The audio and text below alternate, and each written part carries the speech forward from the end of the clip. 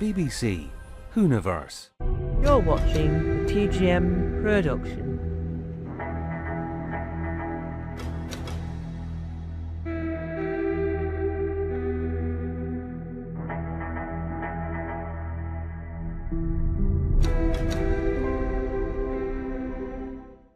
Hello?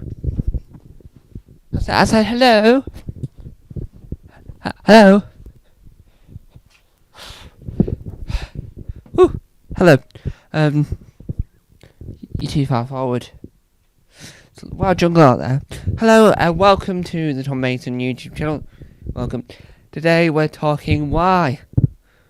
Oh why? Oh why? Oh why? Should the Cybermen return? Why should the Cybermen return? Which isn't a sequel to Should the Cybermen Return. It's trying to justify why I think the Cybermen should return. Well, in short, I think the Cybermen should return because why not? Is the answer. Why not? They're funny, they're inventive, and, as I've said previously, if you include a brand new species, then you'll have a brand new iteration of the cyborg men, and it'll be funny, ha ha. It'll be funny, ha ha ha. It'll be funny. Ha ha ha, it'd be funny. Ha ha, yeah, it would be. So yeah, there you go. That is why the Cybermen should return, because it'd be funny. Now, why should the Daleks return? The question on that answer, and the answer to that question, is the Daleks should return because I think it's since the birth of the Daleks, I think it's a new Who sort of right to be able to go, yeah, I want to fight those Daleks, woo, I want to fight the Daleks. I think it'll make it more interesting because it's like Shooting Out made a statement saying he wanted to fight a Dalek, but he never got to. And I think that yes, you can have too many Daleks, right? You can have them on screen too many times, but if you really think about it, if you really look into the detail, and if you're really thinking about it in hindsight, the Daleks are sort of the type of creature that can develop. So you've got your Emperor Dalek, you've got your Davros, you've got your General Dalek. You could do all sorts with a Dalek in a Dalek-based episode/story. So I think that if you include a sort of newfangled Dalek, right? So if you create a new Emperor or a new high up in the Dalek class system, then you would have a more interesting story because you've got a new Dalek that we haven't seen before. He's looking after this sort of platoon. Splatoon is a game, but platoon of Dalek, and I think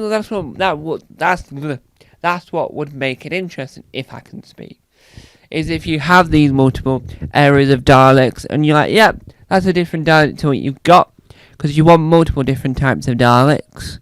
And the more Daleks you have, I think the more fun you'll get with it, because you can go, right, I've got this new Dalek, and I've got this new Cyberman, let's utilize it.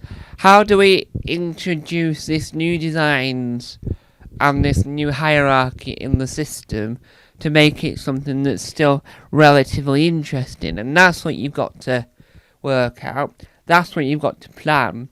And I think that's the bit that becomes tricky, right? That's what becomes tricky when you're trying to plan why these people should return and how they should return. So I think doing a new design would help to sort of revitalise the creatures and give them something to sort of hang on to, give them something to be in the pack for. I keep walking into this table here because I'm trying to do a thing. So when you watch stand-up comedy, they're walking from side to side, and I'm trying to replicate that to give it more of a conversational feel rather than a and this is our conversation for today. Let's talk, because I want to be more presenting and more ha-ha to ha-ha. So I think that if you really look into the history of the Daleks, the history of the Cybermen have had more of a different outcome, a different look and feel than the Cybermen. Than the Daleks have, because all the Daleks have really done is they've gone from like a grey blue to a white gold to a brown, and I don't know what the domes are. You've got red and brown, you've got green, you've got really bright yellow, red, orange, and I think blue.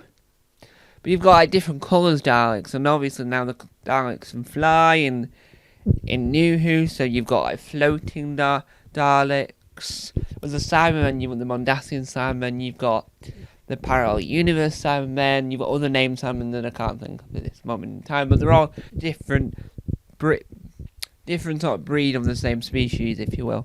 So the Daleks are all the same, apart from your Emperor Dalek, the massive one that I've got in my cabinet of Eagle Moss figures. So you've got the massive one that you have to build in several different parts. You've got the Emperor Dalek, that's the red one, that's the not bright red, but the darker red. Obviously, you've got different iterations of Davros with a hood on, Davros without a hood on, Davros without the chair. So you've got multiple different versions of Davros. So there is enough variety in the world of the Daleks, but trying to upgrade them, it would be rather tricky. Unless you do a story where you have the original Daleks and they've sort of mutated into a new version. Like you got the Cyber Time Lords, right? They were when the corpses of the Time Lords merged with the skeleton of a Cyberman, and obviously you have I think they're called the Master Lords, which is like the higher up one, the one with the cape, right? And it's because the Master has sort of messed with the DNA and whatnot. I don't think it's something we need to sort of go over, because it's quite evil of the Master to do that. So if you really look at it, right, you have to think to yourself, well, if we were going to improve the design, how do we make sure that works chronologically in the story? Because yes, canon can change, and canon is interlining, interlocking, intershifting. The problem you've got is you've got to make sure that it is still entertaining and still makes sense at least. But on that note, that has been Why Should They Return? Thanks for watching. Bye bye. I'm off to the jungle. No, not that jungle. No, not that jungle. Just a jungle, because well, as you can probably tell, I've got lights everywhere. It's like a jungle. So bye. Bye bye.